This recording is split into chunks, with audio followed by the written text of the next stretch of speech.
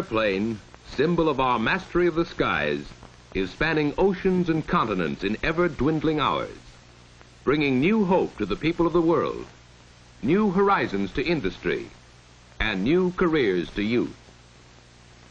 For air transportation has proved itself a vital factor in the social and economic life of modern civilization. It is a rapidly expanding industry embracing many trades and professions, an industry employing thousands of persons. For example, to keep each airliner in the air today, over 100 workers are needed on the ground. Many of these are engaged in office work. Of this number, the reservations department comprises a specialized group. It is here that flight schedules, rates, reservations, and related subjects are communicated directly to the public by telephone. The work is interesting, but requires tact, sales ability, and a pleasant, well-modulated voice. Another reservations job is at the ticket counter. Here, however, the duties include the actual issuing of tickets through direct personal contact with the public. As in many departments, the work is handled in shifts, for around-the-clock service characterizes the industry. Passengers for TWA flight 928 may not board their plane for new... The welfare of the passenger is of paramount importance. To care for his needs, men known as transportation agents are employed. Well trained in government and airline regulations, they have often gained their experience in previous jobs such as cargo agent, reservations representative, or similar work. Through on-the-job training, they learn how to prepare flight movement reports and coordinate the dispatching of passengers, mail, baggage, and freight. Transportation agents also contribute to the safety of the airline operations by determining the proper weight distribution of cargo. The operation of an airline requires countless messages in order to coordinate all departments. This is generally done by teletype and radio. Many of the teletypists are women, a large number of whom obtain their training in commercial schools. Accuracy and speed, as well as a knowledge of airline codes, is necessary. Although important, their work does not require the extensive training demanded of the radio operator. In addition to operating, he must be able to maintain and repair radio and telephonic equipment. He must hold a radio telephone second-class license or better issued by the Federal Communications Commission. The radio operator keeps in close touch with planes in flight, advising them on such things as operational details and weather conditions.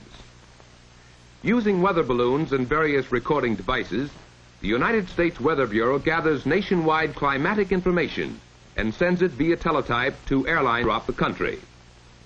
The information is then charted, analyzed, and interpreted into weather forecasts by the airline's meteorological department. This work requires specialized college training and unusual accuracy in judgment. But the key figure in all flight operations is the flight superintendent. He is the man who decides whether the planes will fly or not. He releases all planes on his division, follows their progress in the air, and keeps the captains or pilots advised of conditions affecting their flight. The flight superintendent, together with the captain, plans each flight in detail. This exacting work calls for a pilot who is also a qualified dispatcher, certificated by the Civil Aeronautics Authority. In addition, he must have an accurate knowledge of communication facilities. His responsibility is great, for he coordinates all flight operations to achieve these objectives: safe, swift, and dependable air transportation. But the safety of operations also depends upon the proper maintenance of planes. For this reason, many skilled mechanics must be employed. Their work is highly specialized, and those who direct or supervise such work must hold a federal government certificate and rating depending upon the type of work they do. For example, mechanics qualified to supervise work on general maintenance, including dismantling, welding, or fabricating, must hold what is called an A, or aircraft certificate. Others, who supervise and approve engine work only, are required by the Civil Aeronautics Authority to hold an E, or engine certificate. But no matter what their chosen field may be, regular apprenticeship courses or equivalent technical schooling is required. However, planes need more than mechanical attention, for they must also be washed, cleaned, and polished. This general utility work calls for no special training and is done by fleet service helpers. Thus, only through regular and thorough maintenance can the airlines provide the service and schedules upon which the passengers depend. The arrival and departure of planes is regulated by dispatchers in the control tower. These men serve as traffic coordinators, keeping congestion at the field to a minimum. They are employed by the federal or local government and must hold a certificate which signifies their knowledge of air traffic regulations. For those young men who enjoy working out of doors in all kinds of weather, there are opportunities as ground crew members. Fast work in refueling and servicing of planes is required. Ground crewmen, as well as cargo handlers, need little training, but should be able to maintain simple records. Cargo handlers must know how to load cargo properly, according to its destination. In other words, what comes out first should be loaded last. Yes, there are many workers essential to air transportation, but throughout this number, the flying crew is perhaps the most colorful group of all. An important and familiar part of this crew is the smiling hostess or stewardess who anticipates the needs of every passenger. A hostess must be a person of charm as well as capability. To qualify on most airlines, she must be healthy, single, and between the ages of 21 and 28. She must be between 5 feet 2 and 5 feet 6 inches in height and of normal weight. Girls who are accepted receive special training in the rudiments of flight regulations, air routes, meteorology, and aeronautics. To be eligible, at least 1 year of college or 3 years of equivalent business experience is necessary.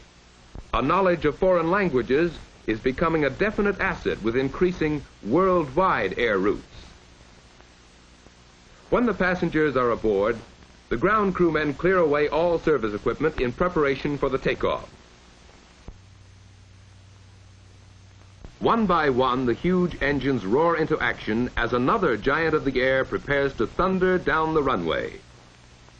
Many workers in all kinds of jobs have coordinated their efforts to make this flight possible. But without the skill and knowledge of the pilots, the plane would never leave the ground. These men with wings represent but a small number of all airline employees. Their qualifications are high. Perfect health is essential. They must have hundreds of hours in the air and an intimate knowledge of aeronautics and related subjects.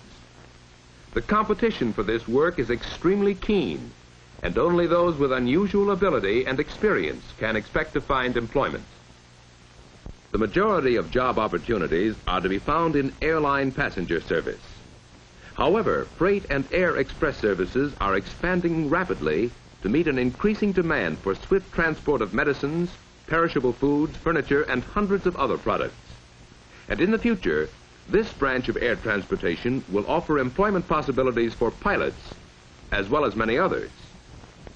But opportunities in air transportation are not restricted to large airline organizations. Many small companies and individuals maintain private planes, providing transportation or feeder service between local points.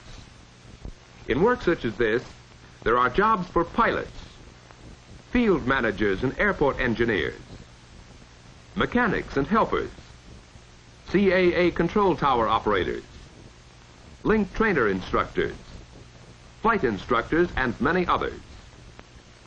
But the need of training and education for the better positions and higher paying jobs cannot be overemphasized. Colleges and specialized schools throughout the country maintain facilities for teaching different phases of air transportation. The armed forces offer exceptional opportunities for young men to acquire skill and experience in many aviation jobs. Technical books, trade magazines, and government publications provide current information and trends in air transportation. And airlines from coast to coast maintain training programs for all types of work vital to this expanding industry. But obtaining employment will not be easy. Competition for jobs is great, and the total number employed is comparatively small. However, the industry makes up for this by the variety of jobs it offers. Individual qualifications are a deciding factor. And if you want to learn and earn your living in a youthful and romantic industry, air transportation presents a challenge and an opportunity for your life work.